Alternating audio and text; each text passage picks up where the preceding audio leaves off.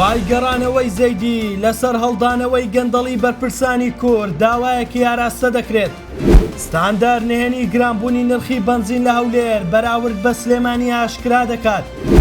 ئەمریکا بڕیارێکی گەورە لە بەرژەوەندی عێراق دەدات و نهێنی پلانێکی تۆمبارەکیش لەبارەی زەیدی ئاشکرا دەبێت.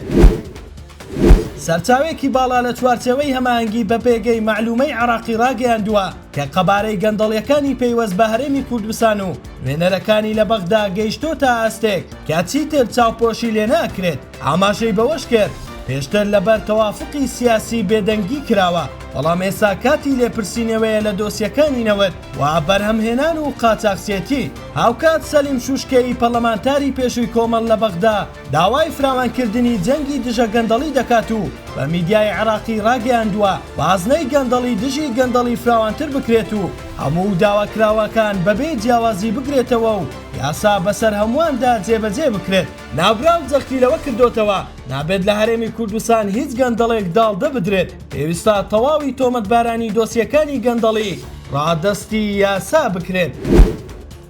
نزیکەی مانگێکە نرخی بەنزین لە هەولێر بۆ هەر لیترێک 100 تا 200 دینار گرانترە لە چاوشاری سلێمانی. تەنانەت ئێستاش کە نرخەکان بەگشتی بەرز بوونەتەوە لە هەولێر گرانیەکە زیاتر هەستی پێدەکرێت. بەپێی سەرچاوەیەکی ئاگادار بۆ ستاندەر هۆکاری ئەم جیاوازیەی نرخ بۆ ئەم خاڵانە دەگەڕێتەوە. ئەو 50,000 بەرمیل نەوتەی بۆ پێداویستی ناوخۆ تەرخان کراوە دەدرێتە هەردوو پاڵاوگەی کار و لاناز لە هەولێر. ئەمە ژوای کردووە جۆرێک لە قۆڕخکاری لە هەناردەکردنی بەنزیندا دروست ببێت و هێنانی بەنزین لە دەرەوە سنووردار بکرێت تاوکو تەنها بەرهەمی ئەو دوو پاڵاوگەیە لە بازاردا ساغ بکرێتەوە.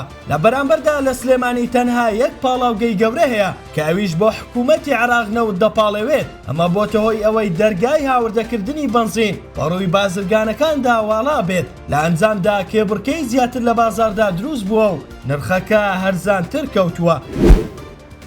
لا چوارچێوەی پلانی گەشەپێدانی عێراق ئەمریکا لەگەڵ عەلی زەیدی ڕێبکەوت لا دەرەوەی ئەم پشکەی لە ڕێی ئۆپیک دەیفرۆشێت ڕۆژانە 50,000 بەرمیل نەوت لە عێراق بکڕێت کە داهاتەکەی بخرێتە ناو سندوقێکی 400 میلیارد دۆلاری بۆ پشتیوانی ئابووری عێراق. هات بەپێی زانیاریەکان تۆم بارک کە باکگراوندێکی بازرگانی هەیە دەیەوێ هاوشێوەی ئەوەی لە سووریا و بۆ ئەحمەد شەڕح کراو کرایە کەسی ژمارەیەک و بەهێزی سووریا بە هەمان شێوە عەلی زەیدی بکرێتە کەسی کاریگەر و پلەیەک لە عێراقدا بۆ ئەوەی گۆڕانکاری ڕشەی لە سیاسەت و ئابووری عێراقدا بکات و هەژمونی حیزبی و گەندەڵی حیزب بە دەستڕۆیشتوەکان کەم بکاتەوە. لا پەیامێکیشدا باراکستایشی زەیدی کردو بە سەرکردەیەکی کاریگەر بۆ ڕۆژهەڵاتی ناوەڕاست وەسفی کرد. ئەمە ژوا دەکات پێگەی ناوەندیەکی بەهێز بێت و فیدراڵیەتیش بەرەو لاوازی بڕوات.